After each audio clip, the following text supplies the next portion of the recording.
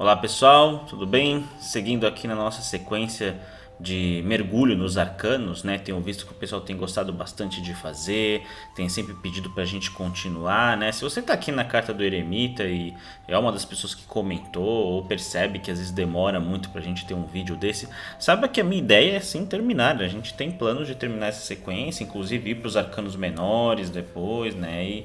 E sequência por sequência, número por número, né? Porque eu acho muito interessante as pessoas terem formas diferentes de estudar os arcanos maiores no YouTube, continuar tendo essas ferramentas, e aqui a gente continua com a carta do Eremita, né? A Eremita, ele vem logo depois de uma sequência de cartas muito bacana, né? Depois da força, depois do carro. Então assim, a gente já começa a entrar aqui, né, com figuras mais, digamos, maduras, mais misteriosas também, né? Eremita, a gente olha para ele e a gente encontra uma figura humana misteriosa, a gente encontra um cara com suas vestes, um cara solitário, pelo jeito ele não lamenta ser solitário, ele gosta, é como se fosse uma escolha dele, né? Você vê ele muito silencioso, muito observador, muito quieto, muito pensativo, né? E percebe que existem muitas pessoas que são dessa forma. Você conhece muitos eremitas, muitos ermitões, né?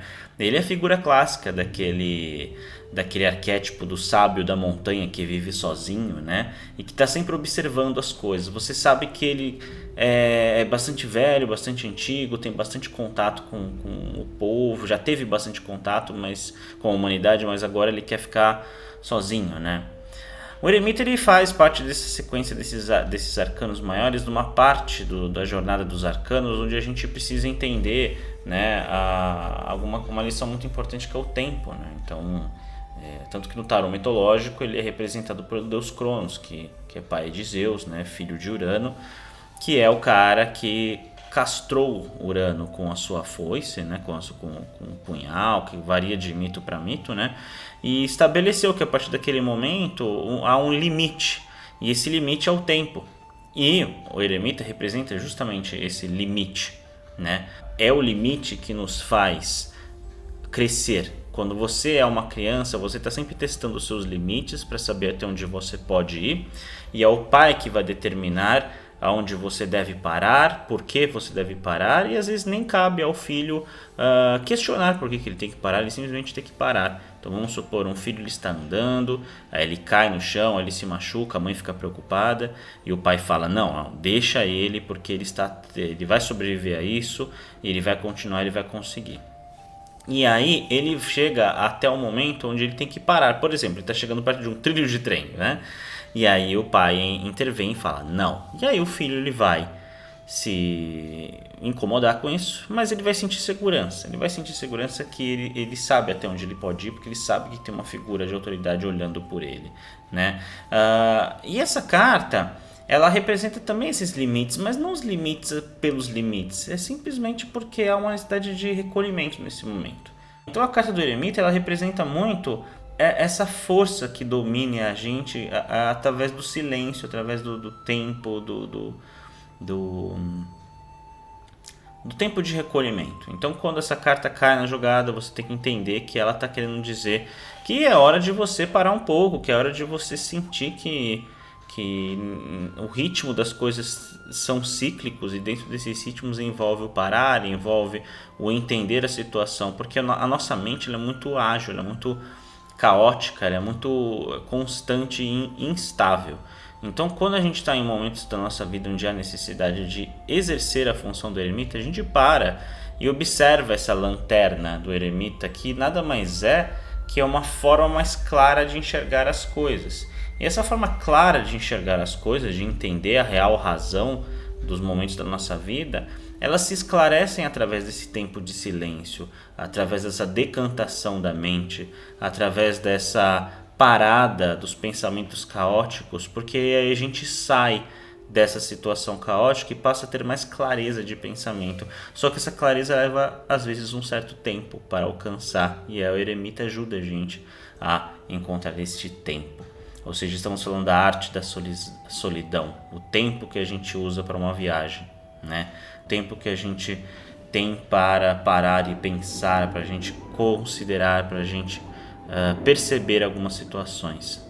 Ou seja, o eremita ele mergulha em si não porque ele quer, mas porque é a essência dele, porque naquele momento ele precisa. Então, existe uma frase muito interessante que é: se não conseguir de ti, onde você vai buscar? Então, nem todas as respostas você encontra fora, muitas respostas você encontra dentro. Então, o eremita ele representa aquela figura clássica do eremita da montanha, onde ele é buscado por muitos aprendizes, né?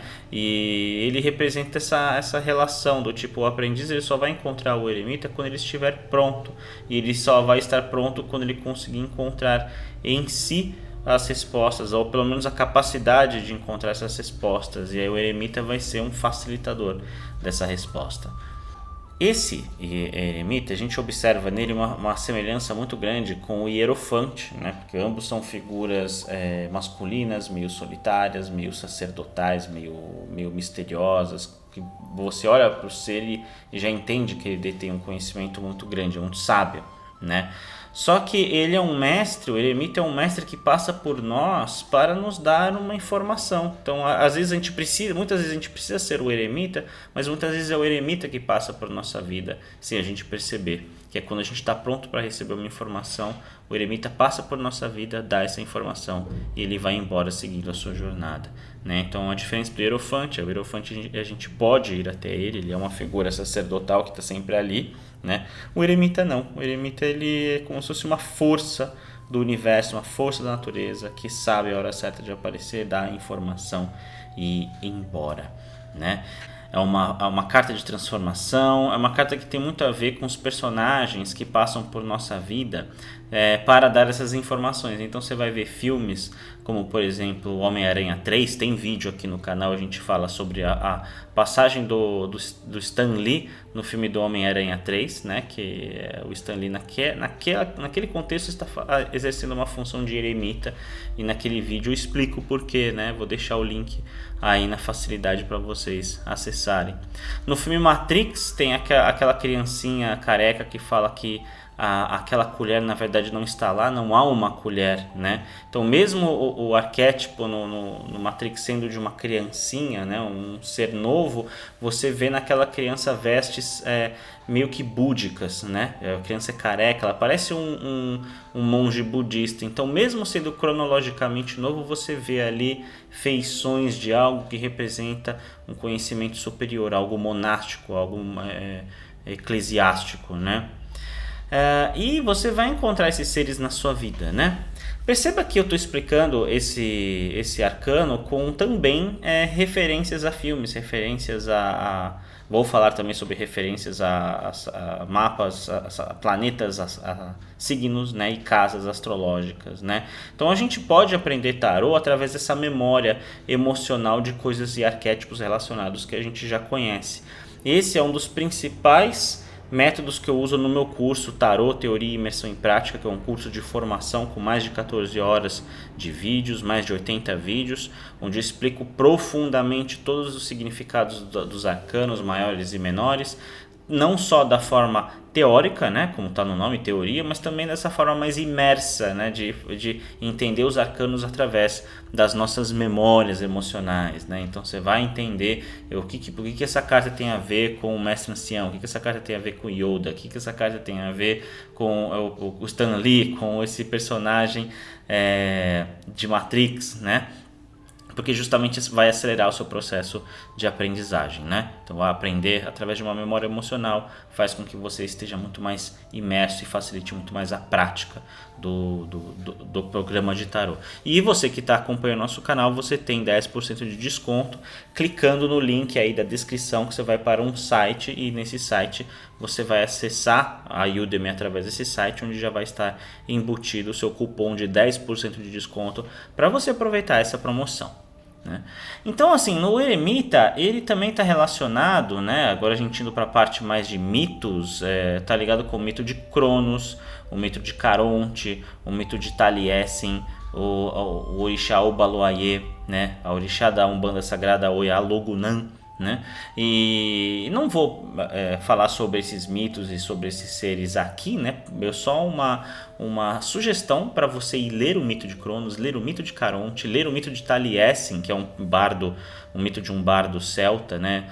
Que é muito profundo, muito bonito, e você vai ver questões de transformação, de limitação, de sabedoria, né? E é muito, muito bonito, muito profundo esses mitos, né?